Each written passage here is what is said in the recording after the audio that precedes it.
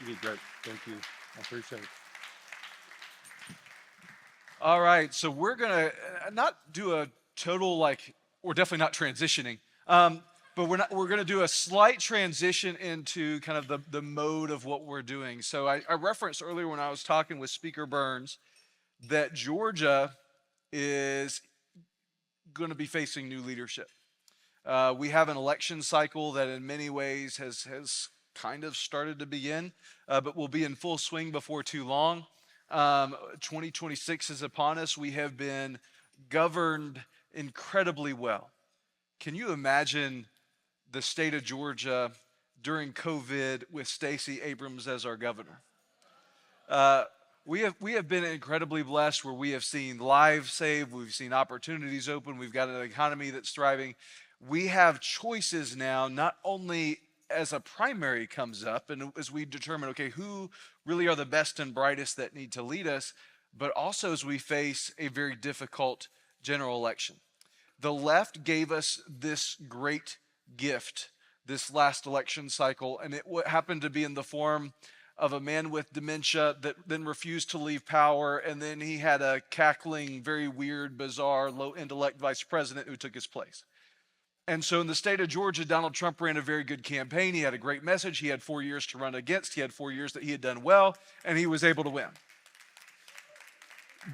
But we cannot rest on the fact that Brian Kemp is a very popular governor, beat Stacey Abrams by 8 points, and then Donald Trump ran a great campaign against a very weak opponent. He had a great message, and he helped deliver the opportunity to make America great again. We can't look at the last two election cycles and go, okay, Georgia's now permanently in our corner, we can rest. Lucy McBath wants to be your next governor. And so I'm going to bring up a guy that I've got a great amount of respect for, Tony West, who's the state director of AFP. We're going to have a brief conversation about some of the things that we see down at the Capitol that make for effective leadership, effective governance. What are the things that we need to be looking for from a policy and leadership perspective? We're going to talk just real briefly, and then we're going to bring up Dr. Moeller. And Dr. Albert Moeller, if you're not familiar with his daily briefing, it is one of the best podcasts that you can listen to. Amen. And he is one of the brightest, sharpest theologians that we have in our time. And I think he just thinks about things politically, biblically so well. So he's going to talk, and then he's going to bring up, we invited some of the people that we think are the best and brightest in the state of Georgia, and folks that, whether they run for office or not, I don't know. But they need to speak to who our leadership is moving forward. And so I wanted to get some of their thoughts up on stage. We got four folks that he'll interview, ask them questions, and see if he can stump them. And that'll be really fun. But I'm going to invite up Tony West. And let me just say this about Tony. Tony, you can come up and sit down, and I'm going to talk about you for a minute. So you can just sit there awkwardly while I talk about you. Tony leads AFP Georgia. And I was telling his team out there earlier just a couple things. One, Frontline's a family policy council. We deal squarely with, what are typically family issues. Now, I take the position that Delano does, or as he described in his talk, all policy really is family policy. So we take a pretty broad brush. But FPCs and AFP around this country, the different chapters don't always link arm in arm. Their group, though, is not only one that I trust with its integrity, but also with its effectiveness. His team is everywhere. And this is one of the best groups in the state. It's very well run by Tony. I really respect his opinion. And I really love what he does with his team, how they operate, and the results that they get.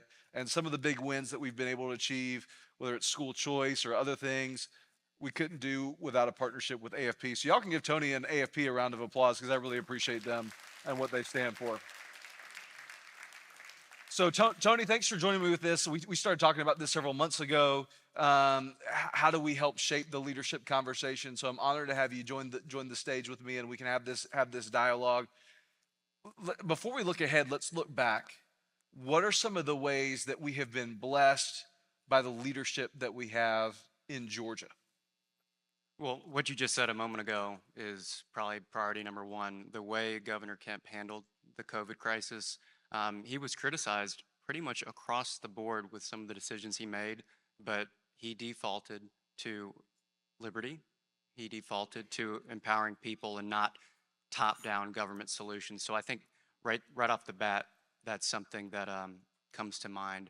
Secondly, is something that was brought up earlier, the amount of work blood, sweat, and tears that so many lawmakers in this state have put into to empower parents to give kids more opportunities to succeed should not go without mention year after year after year. There's more work to be done, but it truly was yeoman's work that we got that done finally last year. Man. So I think, you referenced what Governor Kemp did in COVID and the kind of the emphasis on liberty.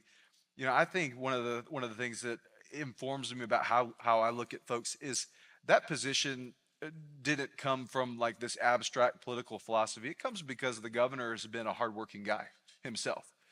We've got friends that tell a story of Brian Kemp like personally building a bridge for their buddy. Like, I mean, it was like he was there, he had contracted this work, but he was out there doing it himself. Like, he's a hardworking dude. And when he was going through COVID, he wasn't thinking in the abstract of, hey, let me think back to what John Locke said.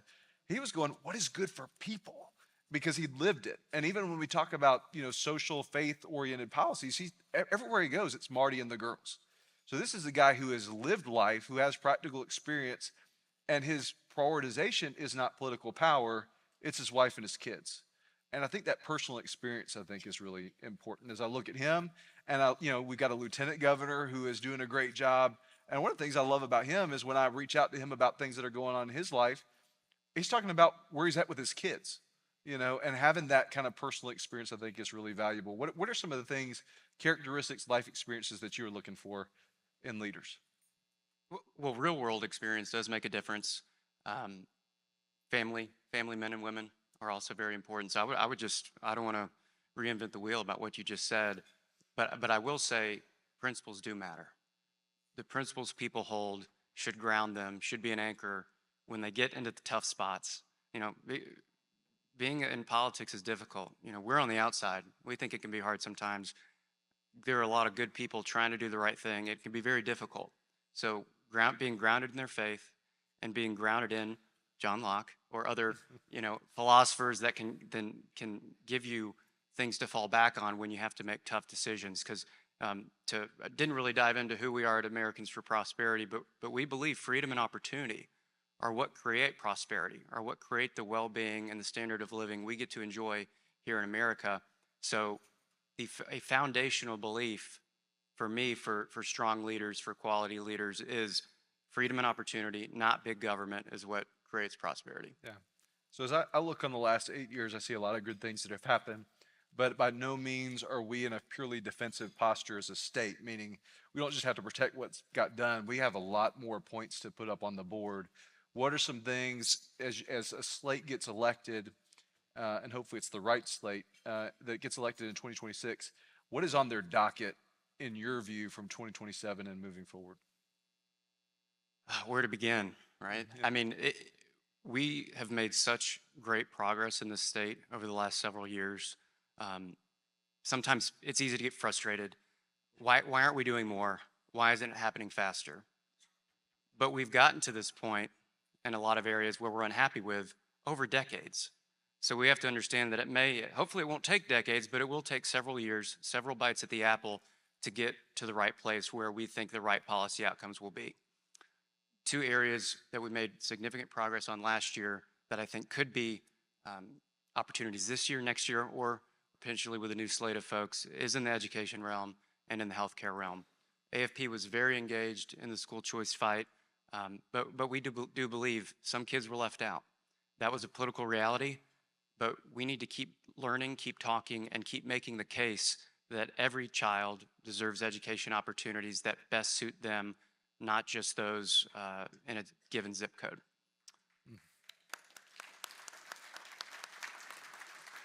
Secondly, and I won't bore everyone to tears, but it's in the healthcare realm, certificate of need regulation. The legislature passed and the governor signed a bill to significantly reform the way CON works.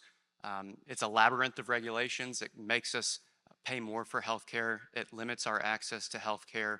But in my mind, it was one of the most significant reforms in years. And this is a regulation that's been around 40, 50 years now. The lieutenant governor has been very outspoken that he thinks more should be done. A lot of our leaders in the House and Senate feel the same way. That's something that we will continue to talk about and educate about and frankly celebrate when we see new hospitals open up, when we see new surgery centers open up, new birthing centers to help moms in this new era of pro-life law. That's stuff that can happen more and more as we get rid of certificate of need. Yeah, and look, we're not endorsing candidates in this conference. We're doing this as a 501c3 event. But I can tell you, I happen to know the president of Frontline Policy Action pretty well. And if he happened to be sitting here, one of the things that he might say would be that if a candidate is on the ballot in 2026 and they do not endorse universal school choice for every kid, they will not get the Frontline Policy Action endorsement, period. And I think that's something that we need to insist on, for our candidates moving forward. You mentioned like sometimes we're not going to be able to get all the wins that we want to like right away. I mean, we just talked about school choice. I know the amount of work that went into that bill. We supported it. Praise God that 20,000 kids will have access. But we got a lot more work to do. Ed sitting in this room, I know the amount of work that went into Heartbeat. Praise God that children's lives are being saved, but kids are still being slaughtered in the state of Georgia. We have more work to do on that front. What is the decision-making process by which someone needs to evaluate what are the wins that we can get now? And what are the wins that we, not save for later, but we can't get now, so we need to get later? Because that's, as we talk about leaders, that's part of leadership, is that strategic thinking. What are some things that you might look for or ask of such leaders?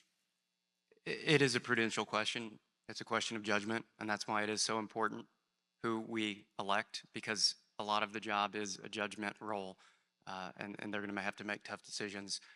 At AFP, we're trying to put the wind at the backs of good leaders, educate the public, advocate for policy solutions we believe in to make it easier for lawmakers to do the right thing. Simple as that. It's simple, not easy. In terms of specifics, I think it depends on the right time. Post-COVID, a lot of families were realizing what was being taught to their children for the first time, or to a larger extent than ever before. And that's why you saw so many states act on school choice and education freedom. So there is a opportunity there that people can't let pass by.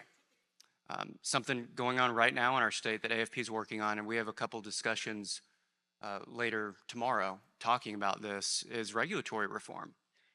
We've been talking about regulatory reform for a couple of years now, but when Vivek and Elon start talking about Doge, you start realizing this is the opportunity, this is the moment, and it'd be foolish not to jump at that. So, you have to have solid policy solutions in your back pocket for when the time is right, because it's a part-time legislature here. There's only 40 working days. There's only so much you can get done in any given session. And like I said at the beginning, you just have to hope and trust that the people we elect to make those decisions put forth the best judgment possible. So I'm a bit of a jerk. And if you don't know me well, you're likely sitting with somebody at your table that does, and they're nodding their head. So, if you ask me about a lot of organizations, like, hey, does this organization have any value? Is this organization any good? I would probably tell you, no, they suck. AFP is not one of those. AFP is awesome. And so I would encourage you, yes, get involved with us and give us more of your money than you would give to anybody else. But AFP is also very much worth getting involved with. In addition to exchanging with you guys over the next couple of days, you'll have a couple of breakout sessions tomorrow. You'll be up on the main stage tomorrow, and hopefully you'll be hanging out. You've got a table out there. How else can someone engage with you and your organization leading into 2026? And we'll wrap up with this. And if you have closing thoughts, you can infuse those in there as well. Sure. Well, once again, thank you for the kind words, Cole. It means a lot. Our website's afpgeorgia.com. If you want to learn more about regulatory reform, georgiareigns.com, REINS. In terms of getting involved leading up to 2026, we do take pride in the ability to do a lot of different fun things. We'll help you come down to the Capitol to talk to your lawmakers, but it's not just about that. We take pride in our ability to get out into the community and talk to voters about policy, and with our political action committee, talk to voters about candidates. So I would encourage you to stop by our table, get to know our grassroots staff, and would love to see you join us in all the stuff we have coming up over the next couple of years. Awesome. Any closing thoughts? Or sure. Give me 2 minutes. Okay, one point I wanted to make about leadership is making the tough decisions and leaning into difficult fights. And when I thought about that and wanting to talk about that, what occurred today at the Capitol, I think, is a great example of that. If you didn't follow it, there was a huge press conference. Governor Kemp was talking about his efforts to reform tort reform, lawsuit reform. It's kind of a wonky issue, but I want to mention that wherever you fall down on that, and people of goodwill could fall down on both sides, and you may like parts of it, you may not like parts of it. But that is, to me is an example of someone identifying a problem, acknowledging the political headache it's going to cause them, and doing it anyway because they believe it's the right thing to do. So don't know, I haven't seen the bill. I don't even know what's in it, but I personally think that's a great testament to the governor's leadership and the type of leadership we should hope for in the future. Absolutely. All right, y'all give Tony a round of applause. Thanks, brother. Appreciate you.